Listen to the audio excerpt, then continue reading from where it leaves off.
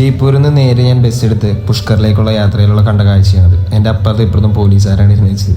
അപ്പോൾ അവരൊരു പ്രതിനിധിയും കൊണ്ട് ഏതൊരു സ്ഥലത്തേക്ക് പോവുകയായിരുന്നു. ആ പോലീസുകാരൻ എന്നോട് കുറേ നേരം സംസാരിച്ചു. പുള്ളി കേരള സ്റ്റോറി എന്നുള്ള മൂവി കണ്ടിട്ട് കേരളത്തിലെ പല കാര്യങ്ങളെപ്പറ്റിയും പുള്ളി എന്നോട് ചോദിച്ചു. അതിനുള്ള ഉത്തരങ്ങളൊക്കെ ഞാൻ പുള്ളിക്ക് പറഞ്ഞു കൊടുത്ത്. കാരണം പുള്ളി വിചാരിക്കുന്ന പോലെയല്ല കേരളമെന്ന് ഞാൻ പുള്ളിനെ മനസ്സിലാക്കി. കാരണം ആ പടം കണ്ടിട്ടാണ് പുള്ളി കേരളത്തെ ജഡ്ജ് ചെയ്യുന്നതെന്ന് ഒരിക്കലും ഞാൻ പറഞ്ഞു. പുള്ളി തന്നെ പറയുകയും ചെയ്തു, ശരിക്കും എനിക്ക് തോന്നിയില്ല അങ്ങനെ ആയിരിക്കും എന്ന്, കേരളം എന്ന് എനിക്ക് തോന്നണില്ല എന്ന് പറഞ്ഞു. അങ്ങനെ ഞാൻ അജ്മീർ എന്ന് പറഞ്ഞ ബസ് സ്റ്റോപ്പിലെത്തി. ഇതാണ് അജ്മീർ എന്നുള്ള ബസ് സ്റ്റോപ്പ്. ഇവിടെ നിന്നാണ് നമുക്ക് പുഷ്കറിലേക്കുള്ള ബസ്സുകൾ. അജ്മീർ എന്ന് പറയുന്നത് ദർഗ അത്രയും ഫേമസ് ആണെന്നാണ് അവിടുത്തെ ആൾക്കാർ പറഞ്ഞത്. പക്ഷേ ഞാൻ പോകേണ്ടത് പുഷ്കർ എന്ന സ്ഥലത്തായതുകൊണ്ട് എനിക്ക് അധികം നേരം അജ്മീർ എന്ന സ്ഥലത്ത് അധികം നേരം നിൽക്കാൻ പറ്റിയില്ല. ഇവിടെ നിന്ന് ഒരു 20 രൂപയുടെ ടിക്കറ്റ് ഉണ്ടെങ്കിൽ നമുക്ക് പുഷ്കറിലേക്ക് ചെല്ലാൻ പറ്റും. പുഷ്കർ സെറ്റെത്തി അങ്ങനെ കുറച്ചുകൂടെ സൈഡിലോട്ട് ഇവിടെ അടുത്തൊരു ബ്രഹ്മാ മന്ദിർ എന്ന് പറഞ്ഞൊരു സ്ഥലമുണ്ട് ഉണ്ടായിരുന്നു. അവിടത്തേക്കാണ് ഞാൻ നോക്കിക്കൊണ്ടിരിക്കുന്നത്. ബ്രഹ്മാ മന്ദിർ ഇവിടെ നിന്ന് ഒരു 850 മീറ്റർ ദൂരമുണ്ട്.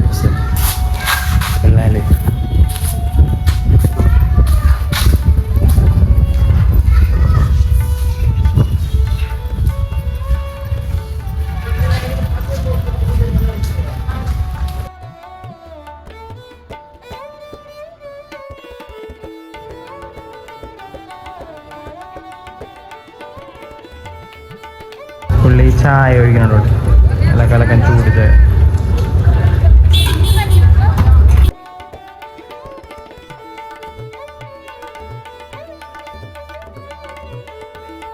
ഇതാണ് ബ്രഹ്മ ടെമ്പിൾ. മന്ദിരൊക്കെ പോലത്തെ ഒരു സ്ഥലമാണിത്. ഇവിടെ ലേക്കാണ് ബ്രഹ്മ മന്ദിർ എന്നാണ് ഞാൻ പറയുന്നത്. ഇങ്ങനെ പുഴയിലൊക്കെ ആൾക്കാർ കുളിക്കുന്നുണ്ട്. ഫുൾ അമ്പലത്തിന് സെറ്റപ്പാണ്.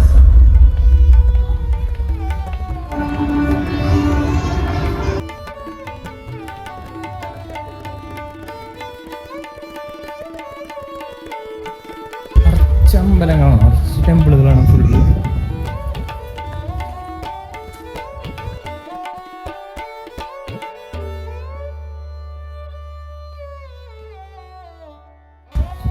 ഇവിടെ കൊരങ്ങനുണ്ട്, മങ്കിയുണ്ട്. ഇവിടെ അങ്ങനെന്താ ചെയ്യാനുണ്ട അതൊന്നും നേരത്തെ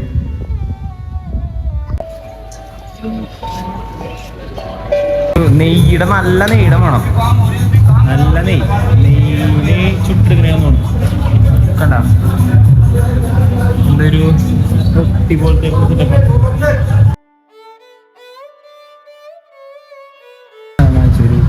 സ്വീറ്റ് അതൊന്ന് ട്രൈ ചെയ്ത് കൊടുക്കട്ടെ. ഞാൻ ആ സാധനം നെയ്യുടെ നെയ്യാണ് നെയ്യ്. നല്ല മധുരം, അടിപൊളി. മരുഭൂമി നോക്കിയുള്ള നടത്തണം. ഒരു 950 മീറ്റർ ഇവിടെയുണ്ട് നടക്കാൻ. പഠിച്ചു വെച്ചപ്പോൾ അവർ പറഞ്ഞത് ക്യാമറ സഫാരിയൊക്കെ അത്യാവശ്യം റേറ്റ് വരും. അവരിവിടെ തരല്ല എന്നൊക്കെയെന്ന് പറയുമ്പോൾ അധികം കൂട്ടമെന്ന് പറഞ്ഞത്. ഒരു പുള്ളിക്കാരനെ കണ്ടപ്പോൾ ആ അമ്പലത്തിൻ്റെ സൈഡിൽ വെച്ചൊരു ആളെ കണ്ടു. ആളും 3 ഉണ്ടായിരുന്നു. അവരവിടെ ക്ലീൻ ചെയ്യുന്ന വീട് അവിടെ ചോദിച്ചപ്പോൾ പറഞ്ഞതാണ്. അവിടെ ഏകദേശം ഡെസേർട്ടിൻ്റെ ഒക്കെ ഒരു സെറ്റപ്പാണ്. വലിയ ഡെസേർട്ടല്ല, ചെറുതായിരിക്കും എന്നാണ് പറഞ്ഞത്. ഒരു കുറച്ചേ ഉള്ളൂ. പക്ഷെ ആ ഒരു പെറ്റ് സ്റ്റാൻഡ് നമുക്ക് കാണാൻ പറ്റും. സ്റ്റാൻഡൊക്കെ കാണാൻ പറ്റും. കാണുന്നുണ്ടിരിക്കുകയാണ്. ഇതാണ് അല്ലൊട്ടക അൽ ഉത്തഹ. മറ്റേ നമ്മുടെ മണമാണെല്ലാം പറയണ പോലെ, മണം പറയണ പോലെ അല്ലൊട്ടക അൽ അട്ട. അതന്നെ ഒട്ടക സഹാരിയാണ് പോകുന്നത്. ജീപ്പ് താറിന് 1000 രൂപയെന്ന് ഓട്ടിക്കോളാൻ പറഞ്ഞു. പെട്ടെന്നോളാന്ന് പറഞ്ഞ് മരുഭൂമി കൂടി കുറച്ച് നമുക്ക് കുറേ ദൂരം വേണം, കുറച്ച് ദൂരം വേണം.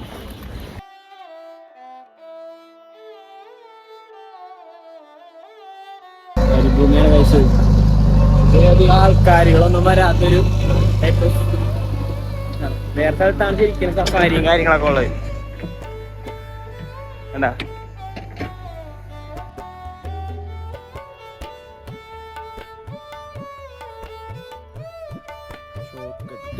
ഇതിൻ്റെ ഇടയിൽ പൊക്കൊണ്ടിരിക്കുന്നത്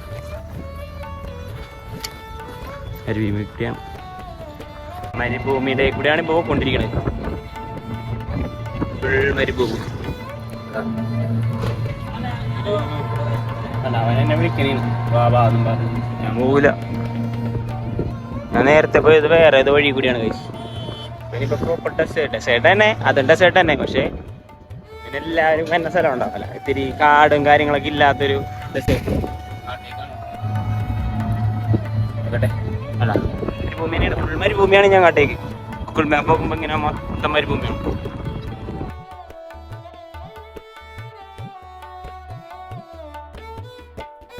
കൊണ്ടുപോകുന്നുണ്ട് ഒരു കുട്ടികൾ പറഞ്ഞു, ചിലപ്പോൾ വണ്ടിയിൽ നിന്ന് പോകും. പക്ഷെ എന്നാലും എന്നെ കൊണ്ടുപോകണ്ടേ ആള് ഒന്നറിയും നോക്കല്ല. പിന്നെ സഹായിച്ചു. വേറൊരുത്തന്നെ ആദ്യം കണ്ടുപിട്ടിയത് അവൻ എന്നെ പറ്റില്ല. അവൻ 200 1.5 പൈസ പറഞ്ഞു. വേണ്ട, മരുഭൂമി കുട്ടിയുള്ള യാത്രയിലാണ് പോണത്. വന്നേക്കുന്നത് പുഷ്കറിലെ ഒരു ഡെസേർട്ടിലാണ്. ഇത് മൊത്തം ഡെസേർട്ടാണ്. ഇതിനൊക്കെ തക്കിയാണ് ഫുള്ള് 10-30-40 കിലോമീറ്റേഴ്സോളം ഡെസേർട്ടാണ്. നാട്ടേക്ക് മൊത്തം ഞാൻ ഇട്ടാണ് ഗൂഗിൾ മാപ്പ് ഇട്ടേക്കണത്. ഇട്ടത് അവിടത്തോളം ഫുള്ള് ഡെസേർട്ട് തന്നെയാണ്. ഇതിന് കൂടുതൽ സഫാരിയും കാര്യങ്ങളൊക്കെ നടത്തണത്. ഇങ്ങനെ ഫുള്ള് കിടക്കാണ് കഴിച്ച് ഇതിങ്ങനെ കൊട്ട കത്തി പോയിക്കൊണ്ടിരിക്കുകയാണ്. പറയണ 400 രൂപ ചെറിയ റൈഡിന്, അതായത് കുറച്ചുള്ളത്. അത് ഭയങ്കര പൈസയല്ലേ. അത് പിന്നെ ബെഡ റൈഡിന് 700 രൂപ. നമ്മളിങ്ങനെ ലാംഗ്വേജ് ഹിന്ദി അറിയുമെങ്കിൽ ഓക്കെയാണ്, കുഴപ്പമില്ല. ഹിന്ദി അറിയാത്തവർക്കോട് കാര്യമാര് ഇങ്ങനെ പറഞ്ഞിരിക്കും. പിന്നെ വിളി കയറണം നല്ലായി. പക്ഷേ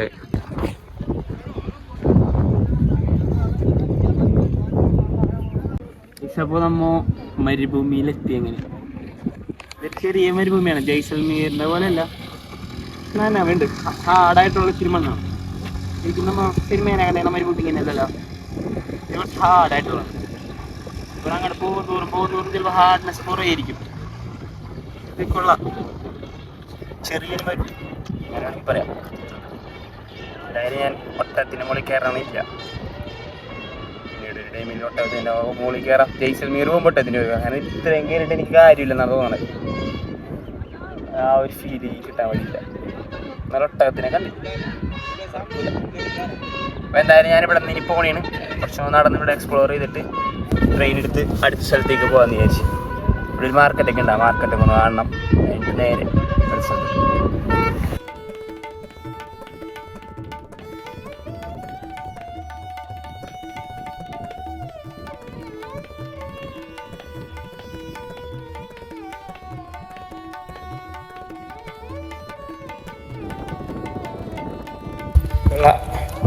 ഒരു ചെറിയ മരുഭൂമി ഇവിടെയുള്ളൊരു യാത്രയാണ്. ശരിക്കും വലുത് ജയ്സൽമീറുമാണ്. ജയ്സൽമീർ പോയാലാണ് നൈസ്. എന്തെങ്കിലുമൊക്കെ മൂത്തൊക്കെ ഇങ്ങനെ കവർ ചെയ്യാനായിട്ട് മൂത്തും കാര്യങ്ങളൊക്കെ നല്ല വീലാണ്. എന്തുകൊണ്ട് എനിക്ക് പോകാൻ പറ്റും.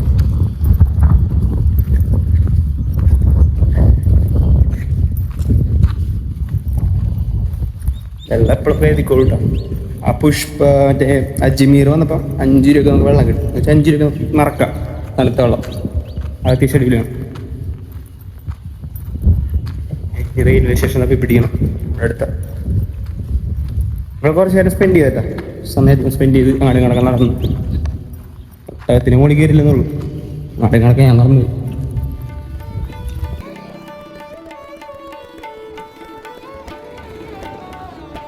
അങ്ങനെ മരുഭൂമിയിലെ കാഴ്ചകളും എല്ലാം കണ്ടു കഴിഞ്ഞിട്ട് ഇത് പ്രവീൺ എന്ന് പറഞ്ഞ പുള്ളിയാണ് എന്നെ ബസ് സ്റ്റോപ്പിലേക്ക് എത്തിക്കാൻ കൊണ്ടുപോകുന്നത്. ഇവൻ കാരണമാണ് എനിക്ക് ബസ് കിട്ടാനുള്ള കാരണം.